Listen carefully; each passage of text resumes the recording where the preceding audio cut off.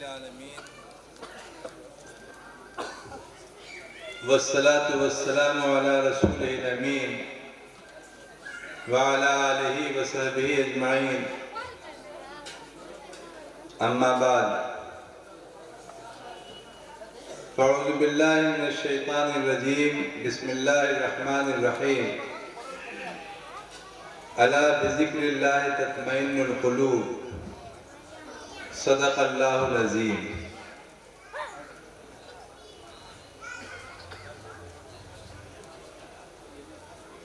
کانپتا ہے دل تیرا اندیشہ طوفان سے کیا، کانپتا ہے دل تیرا اندیشہ طوفان سے کیا، نا خدا تو بحر تو کشتی بھی تو ساحل بھی تو، اور ہم کو بننا ہے نشان راہ منزل دوستو، ہم کو بننا ہے نشان راہ منزل دوستو، ہم اگر بھٹکے تو کتنے کارواں کھو جائیں گے۔ اسٹیج پر جلوہ افروز ہم سب لوگوں کے مخدوم صدر عالی قدر اور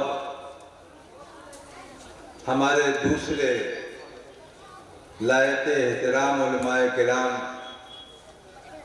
حاضرین و ناظرین و سامعین،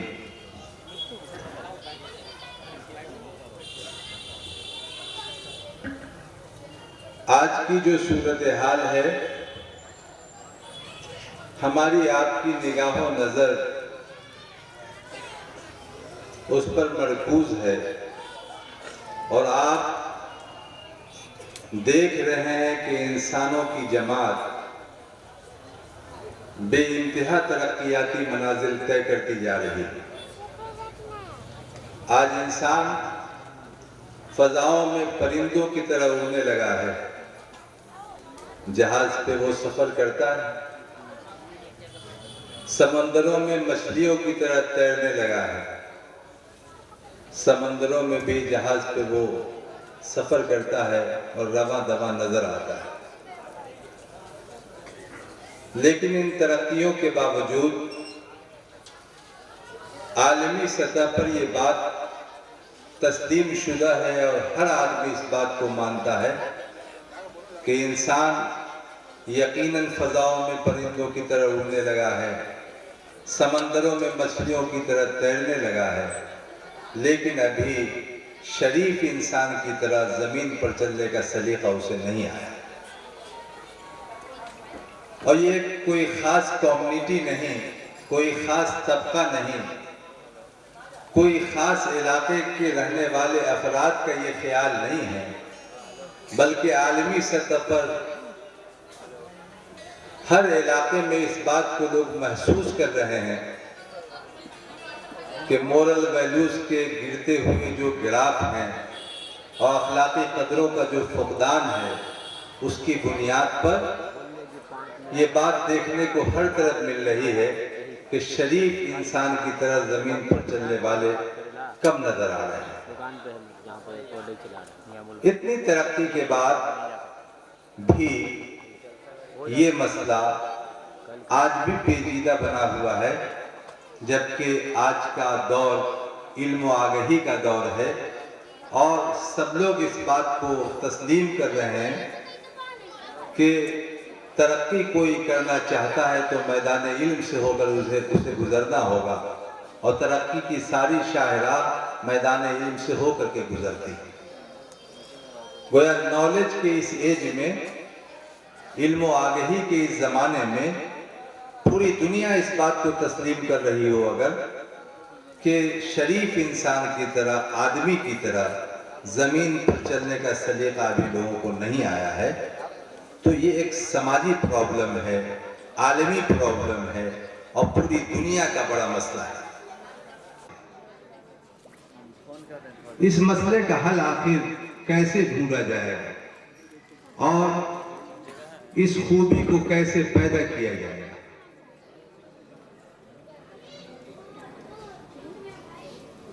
آج جس مناسبت سے پروگرام کا انعقاد کیا گیا ہے، قرآن کریم عالمی سطح پر یہ چیلنج کرتا ہے، اعلان کرتا ہے، بتاتا ہے کہ یہ نسخہ ہدایت ہے، یہ دستور حیات ہے، یہ ضابطۂ زندگی ہے، اور اس کو سمجھ کر کے، پڑھ کر کے تم اپنی عملی زندگی میں نافذ کرو گے تو زمین پر شریف انسان کی طرح چلنے کا ہنر تم کو آ جائے گا۔ اور آج کا یہ اجتماع گویا شرافت و آگہی اور تہذیب و تمدن کو فروغ دینے کے لیے ہے، اور قرآن کریم کے حوالے سے گویا اس بڑے مسئلے کا حل قرآن کے رشتے سے ہے، قرآن کی تعلیمات پر عمل کرنے سے ہے، اور عمل کر کے اپنی زندگی کو اگر اس رخ پر آدمی لے کر کے چلے گا تو یقیناً شریف انسان کی طرح زمین پر چلنے کا سلیقہ اسے آ جائے گا، اور یہ پوری دنیا کی ضرورت ہے۔ میں مبارکباد پیش کرتا ہوں آج کے منتظمین کو اور اس جلسے کے روح رواں قاری انور صاحب کو، اس ادارے کو، ان کے اساتذہ کو، کہ انہوں نے بڑے مسئلے پر اپنی توجہ مرکوز رکھی ہے، اور یہ پورے سماج کا مسئلہ ہے، کسی خاص کمیونٹی کا مسئلہ نہیں ہے، پوری دنیا کا مسئلہ ہے، پورے سماج کا مسئلہ ہے، اس لیے کہ شرافت، سنجیدگی، طور طریقہ اور تہذیب و تمدن کی سب کو ضرورت ہے، اور ایک بڑے مسئلے پر آپ کام کر رہے ہیں۔ دوسری بات ہمارے آپ کے سامنے یہ بھی بہت واضح ہو کر کے آتی ہے کہ کوئی سماج خراب اس وقت نہیں ہوتا جب خراب قسم کے لوگ سماج کو خراب کرنے میں لگے ہوئے ہوں۔ خراب قسم کے لوگوں کا کام ہی ہے خرابی پھیلانا، لیکن سماج خراب اس وقت ہوتا ہے جب سول سوسائٹی اپنا کام کرنا چھوڑ دیتی ہے اور شریف انسان اپنی ذمہ داریوں کو بھول جاتا ہے تو سماج خراب ہونے لگتا ہے۔ آج کا یہ اجتماع یہ بھی بتاتا ہے کہ قرآن کے زیر اثر اور قرآن کے زیر تربیت جو سماج کے ذمہ دار افراد ہیں، ان کی جو سماجی ذمہ داری ہے وہ اپنی ذمہ داری کو اگر ادا کرتے رہیں گے تو سماج کا توازن بحال رہے گا، اور سماج کے اندر وہ خرابی نہیں آ سکے گی جو خرابی دیکھنے کو ملتی۔ میرے بزرگوں اور دوستوں، ہم اور آپ اس بات کو خوب اچھی طرح جانتے ہیں، اور یہ کوئی فلسفے کی بات نہیں ہے، بلکہ ہماری آپ کی نظروں کے سامنے رات دن یہ بات آتی جاتی رہتی ہے۔ میں آپ کے سامنے جو آج گفتگو کر رہا ہوں، یہ خطابت نہیں ہے، یہ تقریر نہیں ہے، یہ شعلہ بیانی نہیں ہے۔ جس طریقے سے ایک گھر میں بیٹھ کر کے اپنے بھائیوں کے ساتھ، اپنے دوستوں کے ساتھ، اپنے افراد خانہ کے ساتھ آدمی بات چیت کرتا ہے، میں اس لب و لہجے میں آپ سے بات چیت کرنا چاہتا ہوں، اور اپنے آپ کو شریک کر کے بات کرنا چاہتا ہوں تاکہ فاصلہ کم سے کم رہے اور گفتگو کا انداز رہے۔ ہم پر اور آپ پر یہ بات بہت واضح ہے کہ انسان کا جسم بہت توانا ہے، بہت خوبصورت ہے، بہت لہیم شہیم آدمی ہے، اور جب اس کی روح نکل جاتی ہے اور لگتا ہے کہ یہ آدمی لیٹا ہوا ہے، ابھی بالکل تر و تازہ جسم، چہرہ، سب کچھ، پوری توانائی، پوری طاقت محسوس ہو رہی ہے،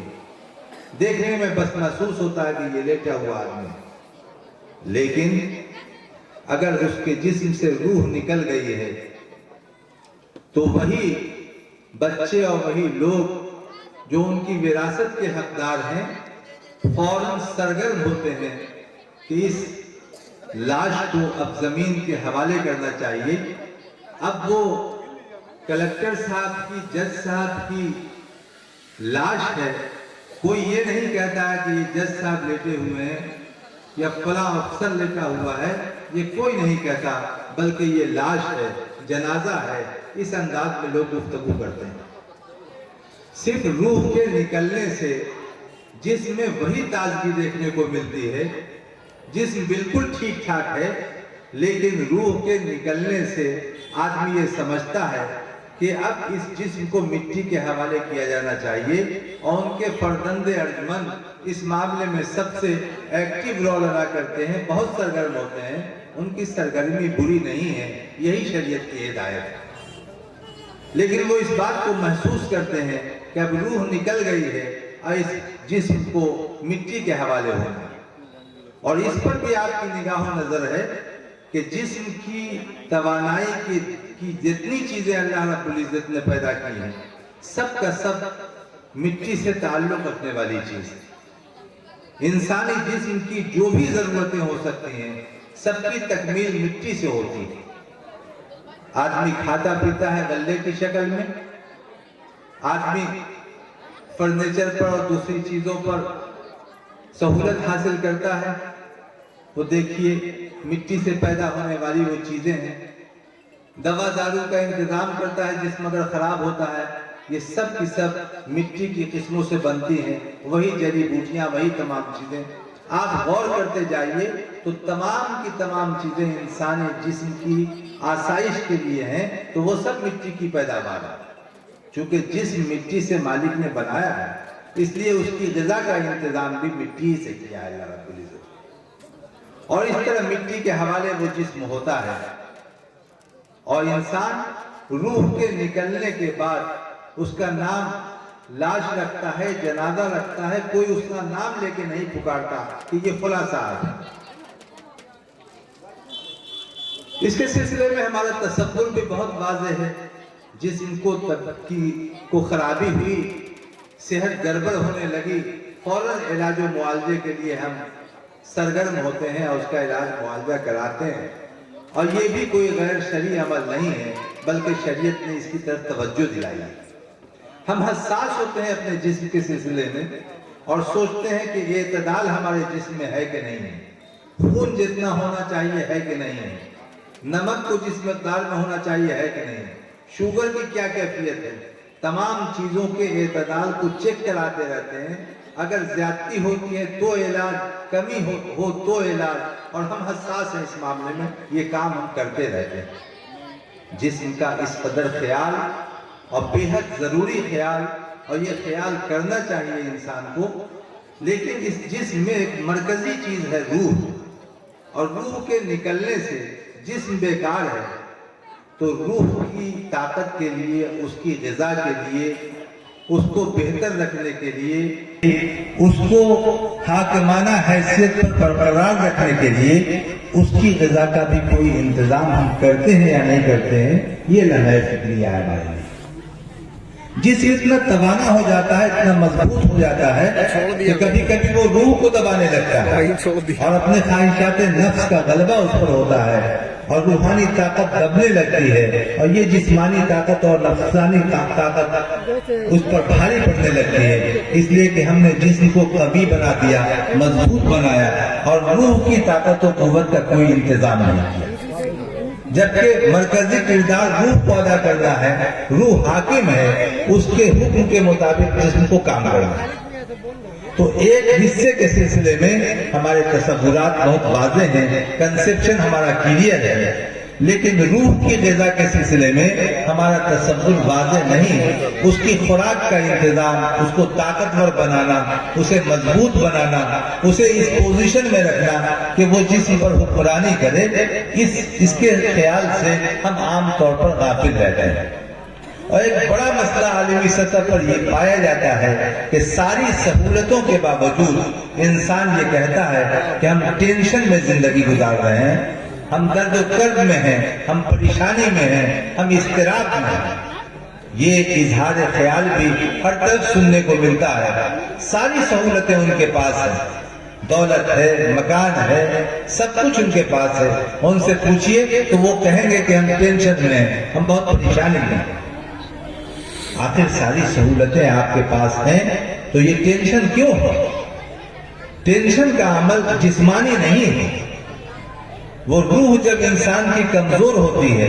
और रूह को खुराक जो मिलनी चाहिए नहीं मिलती है, تو ٹینشن کا تعلق روحانی کمزوری سے ہے کہ آدمی کی روح میں جو کمی ہوتی ہے اور غذا میں کمی ہوتی ہے تو یہ درد و کرب وہاں سے پیدا ہوتا ہے. وہ جسم کی کمی سے ٹینشن پیدا ہونے والا مسئلہ نہیں ہوتا. تو آج عالمی سطح پر ٹینشن بھی آپ کو ہر طرف ملے گا اور آپ نتیجہ تلاش کرنے لگیں گے تو لگے گا کہ روح کی سہولت کا جو انتظام ہم کو کرنا چاہیے ہم اس کی طرف متوجہ نہیں ہوئے. اس کی وجہ سے بیلنس ہو گیا ہے, توازن بگڑ گیا ہے, اعتدال درہم برہم ہو گیا. تو گویا اس روح کو غذا دینا, اس کو تقویت پہنچانا, اس کو طاقت رکھنا ہمارے سماجی زندگی کے لیے, عملی زندگی کے لیے بے حد ضروری ہے. قرآن کریم نے کہا کہ الا بذکر اللہ تطمئن القلوب, کہ لوگوں سنو تمہارا قلب مطمئن ہوگا اللہ رب العزت کے ذکر سے. جب روحانی اعمال تمہارے سامنے ہوں گے, اس کا انتظام تم کرو گے تو تمہاری روح کو تقویت پہنچے گی. یہ قرآن کریم ایک روحانی نسخہ ہے کہ جب آدمی تلاوت کرتا رہتا ہے تو اس کی روح میں تازگی پیدا ہوتی رہتی ہے. آپ سب لوگ اس کا مشاہدہ کرتے رہتے ہیں. رمضان کے زمانے میں جب آپ نڈھال ہونے لگتے ہیں اور فوراً قرآن کریم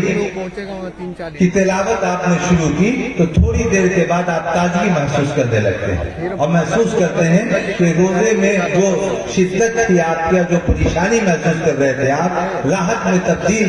وہ منظر ہو رہا ہے اور وہ کیفیت تبدیل ہوتی ہوئی نظر آتی ہے آپ کو. آپ خود محسوس کرتے ہیں کہ آپ تقویت محسوس کرنے لگتے ہیں. ظاہر ہے اس قرآن کریم کی تلاوت سے جسم کو کوئی خوراک نہیں ملی ہے, روح کو غذا ملی.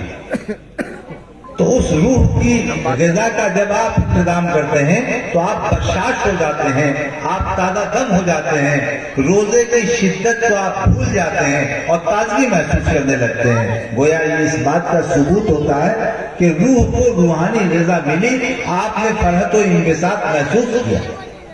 آپ کا ٹینشن دور ہوا, آپ کا درد و کرب دور ہوا, آپ کی ذہنی پریشانی دور ہوئی اس قرآن کریم کی تلاوت سے. تو قرآن روحانی طور پر نسخہ ہے روح کو مضبوط کرنے کے لیے, اور اس کی حیثیت دستوری ہے, دستور حیات کی ہے کہ آدمی اس کے مطابق زندگی گزارے گا اگر تو اس کا درد و کرب ختم ہوگا, اس کا ٹینشن ختم ہوگا اور اس کی روح کو غذا ملے گی. اب روح کو مضبوط کرنا, اس کی غذا کا انتظام کرنا, جسم کی سہولت کے لیے, کیونکہ تصورات ہمارے آپ کے سب کے واضح ہیں اس لیے اس پر کوئی گفتگو کرنا زیادہ ضروری نہیں ہے. سب آدمی اس سلسلے میں حساس ہے. روح کی غذا کا انتظام کرنا اور اس کو مضبوط کرنا تاکہ درد و کرب سے نجات پا سکے آدمی اور مضبوط ہو سکے, یہ ہمارے لیے بے انتہا ضروری ہے. اور روحانیت کا حصول ظاہر ہے کہ روح کی تازگی کے لیے ضروری ہے. ہم سے ایک صاحب نے پوچھا کہ تصوف کس کو کہتے ہیں, تو ہم نے ان سے کہا کہ سروسنگ کے لفظ سے آپ مانوس ہیں. جیسے گاڑی کی سروسنگ ہوتی ہے, موبائل کی سروسنگ ہوتی ہے اور تمام چیزوں کی سروسنگ کو آپ سمجھتے ہیں کہ جیسے سروس کا ڈیٹ پہنچ جاتا ہے کہ اب اتنے کلومیٹر کے چلنے کے بعد گاڑی کی سروسنگ ضروری ہے, آپ فوراً اس کو لے کے پہنچتے ہیں کہ نہیں اب وقت ہو گیا ہے, اس کا خیال ہونا چاہیے. انسان کے پاس جو روح کی دولت ہے اسی کی سروسنگ کا نام تصوف ہے. اس کو تازہ کرنا, اس کو مضبوط بنانا, اس کو غذا دینا,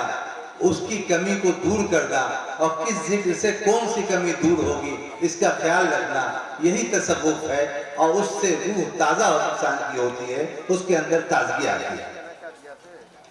جیسے ہی موبائل کی بیٹری ختم ہوتی ہے, جتنا بھی ضروری کام کرنا ہو آپ سمجھتے ہیں کہ چارج ختم ہو گیا ہے, اب کوئی بات نہیں ہو سکے گی. ویسے ہی مومن کا تصور واضح ہونا چاہیے کہ ایسا نہ ہو کہ روح کمزور ہو جائے, اب کوئی کام اس کا نہ ہو سکے, اس لیے روح کو فوراً تازہ کرے. جو اکابرین, بزرگ, صالحین آتے ہیں اور ان سے ملاقات ہوتی ہے, کچھ روحانی گفتگو ہوتی ہے, قرآن کریم نے کہا وَكُونُوا مَعَ الصَّادِقِينَ کہ سچے لوگوں کی صحبت اختیار کرو, تم تازگی محسوس کرو گے. تمہارے اندر وہ تازگی محسوس ہوگی کہ سچے لوگوں کے ساتھ بیٹھے ہو تو ایک روحانی کیفیت تمہاری ہوگی کسی آبادی میں جب کوئی روحانی شخصیت آتی ہے تو آپ ایک خاص انبساط، ایک خاص روحانی کیفیت محسوس کرتے ہیں۔ وہی کیفیت روح کی غذا ہے کہ آپ کی روح میں تازگی محسوس ہونے لگتی ہے اور روحانیت میں اضافہ ہونے لگتا ہے۔ تو قرآن کریم نسخہ ہے روحانیت کا، اس کی تلاوت سے، اس کے احکامات پر عمل کرنے سے، بزرگوں کی صحبت سے اور سچے لوگوں کے ساتھ اٹھنے بیٹھنے سے روح کو تقویت پہنچتی ہے۔ اور جب روح بھی طاقتور ہو، جسم بھی طاقتور ہو تو اعتدال کے ساتھ انسان کی زندگی گزرتی ہے، ٹینشن، درد، کرب دور ہوتا ہے اور پھر سماج میں شریف انسان کی طرح چلنے کا سلیقہ بھی اسے آ جاتا ہے، جس کے لیے پوری دنیا ترس رہی ہے۔ حضرات، ہمارے یہ جو بچے قرآن کریم کو حفظ کرتے ہیں اور ان کے والدین مبارکباد کے حقدار ہیں کہ انہوں نے اس بات کو محسوس کیا کہ ہم اپنا مستقبل بھی ٹھیک ٹھاک کر لیں اور اپنے بچوں کا مستقبل بھی ٹھیک ٹھاک کر لیں، اور اس طرح ان کے سینے میں قرآن کریم کو منتقل کرنے کے لیے انہوں نے صحیح کی کوشش کی اور لا کر کے حافظ صاحب کے حوالے کیا کہ اللہ کے کلام کو اس سینے میں منتقل کرنے کا آپ کام کیجیے۔ یہ جو بچے ہیں، ممکن ہے کوئی بادشاہ کا بچہ نہ ہو، کوئی وزیر کا بچہ نہ ہو سکتا ہے کوئی ٹھیلا چلانے والا کا بچہ ہو، کوئی سبزی بیچنے والے کا بچہ ہو، کوئی مزدور کا بچہ ہو، لیکن خالق کائنات ان بچوں کا انتخاب کرتا ہے کہ یہ وہ بچہ ہے جس کے سینے میں ہمارا کلام محفوظ ہوگا۔ گویا یہ بچے اللہ رب العزت کی طرف سے انتخاب کیے ہوئے بچے ہوتے ہیں، منتخب بچے ہوتے ہیں، اور اس میں اللہ رب العزت کا کلام محفوظ ہوتا ہے۔ اس لیے بڑے مبارک ہیں وہ بچے اور بہت قابل قدر ہیں وہ بچے، سماج میں لائق احترام ہیں وہ بچے، اور اب ان کو حافظ صاحب کہا جاتا ہے۔ ایک بڑی تعداد میں یہاں سے بچوں نے حفظ کیا ہے، اور ہم سب کو مبارکباد دیتے ہیں، ان کے اساتذہ کو، ان کے والدین کو، ان بچوں کو، اور ان بچوں سے یہ کہنا چاہتے ہیں کہ آپ کا مستقبل روشن اور تابناک ہے، اور آپ کو یہ یقین رکھنا چاہیے کہ اللہ رب العزت کو بہت سارے لوگ بیزار کرتے ہیں، ان کے خلاف بہت سارا کام کرتے ہیں، تب خالق کائنات یہ کہتا ہے کہ وہ رازق بھی ہے، تو نافرمانی کرنے والے لوگوں کو بھی کھلاتا پلاتا ہے وہ، اور اس کی روزی کا انتظام کرتا ہے۔ آپ تو صبح شام اسی کے کلام کا ترانہ پڑھتے ہیں، اپنی زبان سے تلاوت کرتے ہیں، اور رات دن وہی مشغولیت آتی رہتی ہے۔ یہ کیسے ممکن ہے کہ نافرمانی کرنے والے لوگوں کو خوب کھلاتا پلاتا رہے وہ، اور اس کا ترانہ صبح شام جو پڑھ رہا ہو اس کو کھانے پینے سے وہ محروم کر دے؟ یہ عقل میں آنے والی بات نہیں ہے، اور مشاہدہ یہ بتاتا ہے کہ ایسا نہیں ہوتا ہے۔ اس لیے آپ پوری ہمت کے ساتھ، پوری امید کے ساتھ آپ سماجی زندگی گزاریں اور اپنے مستقبل کو مزید روشن کرنے کی کوشش کریں، اس اعتماد کے ساتھ کہ خالق کائنات رازق ہے، اور وہ ان کا ترانہ پڑھنے والا جو کوئی ہوگا اس کو کیسے محروم کر سکتا ہے۔ یہ تو ہمارے ایمان کا حصہ ہونا چاہیے۔ دوسرا پہلو میں آپ کے سامنے عرض کرنا چاہتا ہوں کہ ہمارے بچوں کا دو مستقبل ہے۔ ایک مستقبل تو اس دنیا کا مستقبل ہے، اسے روشن اور تابناک بنانا ہے اور اس میں کہیں پیچھے نہیں رہنا ہے۔ دوسرا مستقبل ان کے آخرت کا مستقبل ہے، اور بحیثیت مومن آخرت پر ہمارا ایمان و عقیدہ ہے۔ ہمارے سامنے دونوں مستقبل کو تابناک کرنا ضروری ہے۔ ہم اس دنیا کے مستقبل کو بھی تابناک اور روشن کریں گے، اور آخرت کے مستقبل پر بھی نگاہ و نظر مرکوز رکھیں گے، اور اس مستقبل کو بھی روشن کرنے کی کوشش کریں گے۔ تو ہم اپنے بچوں کی تربیت دونوں سطح پہ کریں، یہاں کی سطح پہ بھی اور وہاں کی سطح پہ بھی، تبھی ایک کامیاب گارجین کا حق ادا کر سکیں گے۔ اس کو پیش نظر رکھنا چاہیے۔ ہمارے یہ اساتذہ جو بچوں کو پڑھاتے ہیں، ہم کہا کرتے ہیں کہ گارجین کبھی کبھی بیٹھے جا کر کے اساتذہ جو پڑھا رہے ہیں وہ کیسے پڑھاتے ہیں، کیسی محنت کرتے ہیں۔ ان بچوں کے تلفظ کو ٹھیک کرنا، قرآن کریم یاد کرنا، اور میں کہا کرتا ہوں کہ قرآن پڑھانے والا جو استاد ہے وہ معتکف ہو کر کے بچوں کو پڑھاتا ہے، اور تب وہ سرمایہ منتقل ہو پاتا ہے سینے میں۔ یہ بڑی نزاکت ہے، بہت دشواریوں کا معاملہ ہے، اتنی محنت مشقت کے ساتھ وہ چیزیں منتقل ہوتی ہیں۔ تو اس اعتبار سے یہ اساتذہ لائق احترام ہے۔ یہاں کے نظام کے سلسلے میں مجھے واقفیت ہوئی کہ جو بچے حفظ کرتے ہیں قرآن کریم سے ان کا رشتہ رہتا ہے، اور رمضان میں وہ قرآن سناتے ہیں، اور اس طرح ان کی یہ ضمانت ہوتی ہے کہ یہ حافظ قرآن ہے۔ صرف حفظ کر لینا کمال نہیں،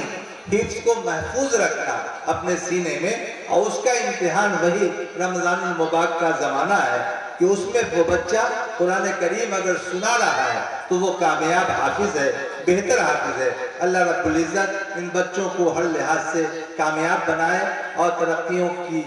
ترقیوں سے نوازے، اور بہتر انداز میں وہ آگے بڑھتے رہیں، گارجین کے لیے بھی سرمایہ بنے، اپنے لیے بھی بہتر آدمی بنے، بہتر شہری بنے، اور اس طرح وہ ترقی کرتے ہوئے آگے کی طرف بڑھتے جائیں۔ سماج کی یہ ذمہ داری ہے کہ وہ جس نظام تعلیم سے جڑے ہوئے ہیں اپنے بچوں کو پڑھا لکھا رہے ہیں، پڑھاتے رہیں وہ، لیکن اس بات کو محسوس کریں وہ کہ آخرت کا رشتہ اس نظام تعلیم سے بہت مضبوط انداز میں جڑا ہوا ہے۔ اور میں آخری بات کہہ کر کے آپ سے اجازت چاہوں گا کہ تعلیم میں تو بہت ترقی ہوتی جا رہی ہے۔ اس ملک میں یونیورسٹی گرانٹس کمیشن UGC کو اس بات کا اعتراف ہے کہ ہمارا ملک ہائر ایجوکیشن میں تو بہت آگے کی طرف بڑھتا جا رہا ہے، لیکن مورل ویلیوز وہ کھوتا جا رہا ہے، اخلاقی قدریں ختم ہوتی جا رہی ہیں، سماج سے انسانیت اور شرافت کا خاتمہ دیکھنے کو مل رہا ہے۔ یہ صورتحال ہے، اور جس ملک کو ہم ترقی یافتہ سمجھتے ہیں وہ بھی اخلاقی طور پر کنگال ہوتا جا رہا ہے۔ امریکہ میں رات میں انجینئر کو فون آیا ہاسپٹل سے، چونکہ باپ ہاسپٹل میں ایڈمٹ تھے، فون آیا 2 بجے رات میں کہ آپ کے والد کا انتقال ہو گیا ہے۔ انجینئر صاحب صبح میں تھانے میں گئے اور انہوں نے وہاں جا کر کے اس ڈاکٹر کے خلاف کیس کیا کہ رات میں 2 بجے گھنٹی بجنے سے ہماری نیند ڈسٹرب ہو گئی، جب ان کا انتقال ہو ہی گیا تھا تو یہ خبر مجھ کو صبح میں بھی دی جا سکتی تھی۔ یہ ہے آج کی مہذب دنیا، اور یہ ہے آج کا تعلیم یافتہ سماج۔ کسی اور کا انتقال نہیں ہوا تھا، ان کے اپنے والد کا انتقال ہوا تھا، اور انہوں نے اس خبر پر اپنی بیزاری کا اظہار کیا۔ تو مورل ویلیوز اگر ختم ہو جائیں گے تو ہر باپ اپنے گھر میں سفوکیشن فیل کرے گا، درد و کرب فیل کرے گا، اور اولڈ ایج ہوم میں اسے ایڈمٹ کرایا جائے گا، ہاسپٹل میں ایڈمٹ کرایا جائے گا، اور بچے بل ادا کرنے کے لیے تو تیار رہیں گے، لیکن باپ اپنے آخری وقت میں کچھ کہنا چاہے گا اپنے بچوں کو تو بچہ ان کے پاس موجود نہیں ملے گا۔ یہ سماج کا نقشہ ہے، اور ہمیں اس کو محسوس کرنا ہے کہ ایسی ترقی نہ ہو جائے کہ ہم کو پھر پچھتانا پڑ جائے اور دشواری ہو جائے۔ اس لیے اعتدال اور میانہ روی کے ساتھ ہمیں آگے بڑھنا چاہیے، اس دنیا کو بھی روشن کرنا چاہیے، اور آخرت پر بھی ہماری نگاہ و نظر کو مرکوز رکھنا چاہیے، اور اپنے آخری دنوں کو بھی اپنے پیش نظر رکھ کر کے ہمیں نظام تعلیم کو آگے بڑھانے کی ضرورت ہے۔ ہم سارے علماء کرام جو اسٹیج پر جلوہ افروز ہیں، سب کا احترام کرتے ہیں، سب قابل قدر ہیں ہمارے، ہم موقع سے ان سے استفادہ کرتے رہیں۔ یہ چند باتیں میں نے آپ کے سامنے رکھی ہیں، معروضات کے طور پر، گزارشات کے طور پر، اور بہت ادب کے ساتھ، اور اس میں ہم سمجھتے ہیں کہ کہیں پر آپ کی دل شکنی نہیں ہوئی ہوگی، اگر ہوئی ہوگی تو اس کے لیے ہم معذرت چاہ لیں گے آپ سے، لیکن جو بات ہم نے کہی ہے اس پہ مجھے اصرار ہے، اور میں یہ کہنا چاہتا ہوں کہ اس پر نظر ثانی کرنا چاہیے، اور اعتدال کے ساتھ، میانہ روی کے ساتھ اپنے بچوں کو آگے بڑھانے کی کوشش کرنی چاہیے۔ وآخر دعوانا الحمدللہ رب العالمین۔